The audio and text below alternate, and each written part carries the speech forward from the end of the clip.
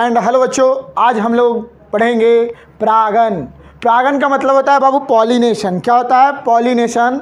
तो इस टॉपिक को हम लोग क्लियर करेंगे। आज क्या होता है बाबू?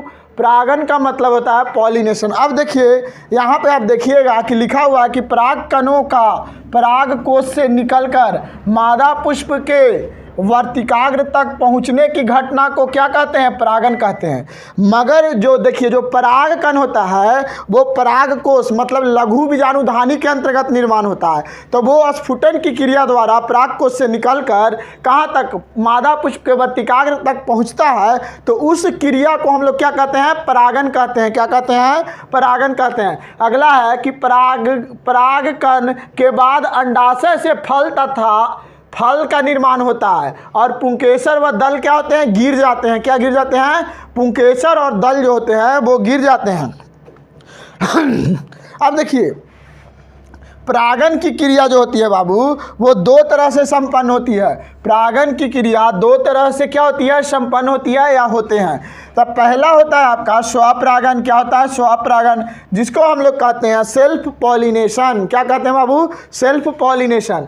और दूसरा है आपका पर परागन, जिसको हम लोग कहते हैं क्रॉस पॉलिनेशन। क्या कहते हैं? Cross pollination. अब देखिए यहाँ पे अगर स्वपरागन की बात करेंगे तो यहाँ पे इसको बोला जाता है सेल्फ पॉलिनेशन। क्या बोलेंगे बाबू? Self pollination. तो स्वपरागन में होता है घरवा में घरकुनवा वाला हाल। जैसे देखिए स्वपरागन जो है तो स्वपरागन में पुष्प के परागकण उसी पुष्प या उसी पुष्प के किसी अन्य पुष्प के वर्तिकाग्र पर पहुंच जाते हैं। मतलब क्या होता है ना कि एक ही जगह पर है और वहीं पे दूसरे जगह पर पहुंचकर मतलब उसी पौधे के पेड़ में जाके दूसरे पुष्प पर गिरकर परागन की क्रिया को संपन्न करता है। तो उसको क्या कहते हैं? स्वपरागन कहते हैं। क्या परागन कहते हैं बाबू? स्वपरागन कहते हैं। अब देखिए स्वपरागन जो होता है आपका दो तरह से संपन्न होता है। कितने तरह से होता है? दो तरह से।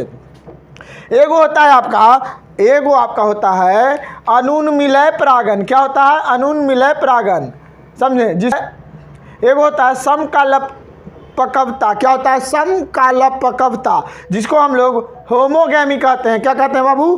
होमोगैमी कहते हैं। घटता है कहाँ घटता है? स्वपरागन में।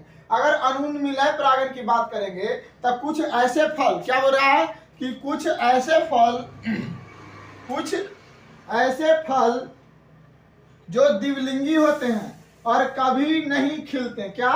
कभी नहीं खिलते है। इस तरह के बंद पुष्प को आवृत पुष्प कहते हैं। मतलब ऐसे पुष्प जो कभी खिलते ही नहीं, समझे?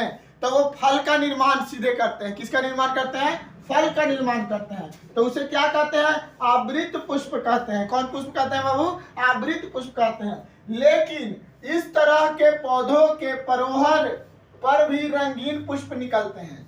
मतलब इस तरह के जो पौधे होते हैं उसके परोहर मतलब ऊपर वाले भाग पर भी रंगीन पुष्प निकलते हैं। कैसे पुष्प निकलते हैं? रंगीन पुष्प निकलते हैं। अब देखिए आवृत पुष्प जमीन के भीतर निकलते हैं। जैसे देखिए ये जो आप देख रहे हैं तो ये आपका क्या है? आवृत पुष्प है।